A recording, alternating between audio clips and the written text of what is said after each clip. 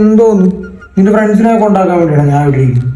ആരോടെ ചോദിച്ചിട്ട് കൊണ്ടാക്കാന്ന് പറഞ്ഞു. എനിക്കും വലിയ ശല്യമായല്ലോ. കൊണ്ടാക്കാം. വീട്ടിലൊന്നും കൊണ്ടാക്കാൻ പറ്റത്തില്ല, ബസ് സ്റ്റോപ്പിൽ ആക്കാം. എനിക്ക് വേറെ പരിപാടിയാണ്.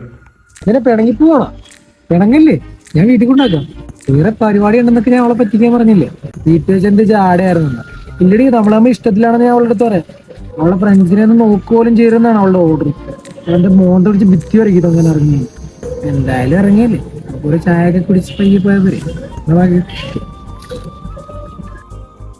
ഗായത്രിയായിട്ട് അവിടെ പോയി നീയല്ലേ പറഞ്ഞ അവളെ കൊണ്ടാക്കാൻ?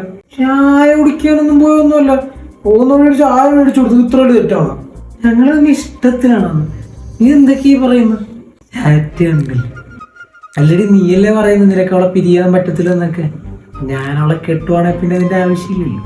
എല്ലാം നിനക്ക് വേണ്ടിയല്ലേ ഈ ചേട്ടൻ ചെയ്യുന്നത്. നമ്മൾ റിലേഷൻഷിപ്പിലാണെന്ന് അവളാണ്. ഇല്ല, സീനൊന്നുമില്ല. പിന്നെ പിന്നെ ആദ്യം പ്രപ്പോസ് ചെയ്തത് ഞാനാണെന്ന് പറയണ്ട. അവളാർക്ക് പേടിയുണ്ടെന്നല്ല, വെറുതെ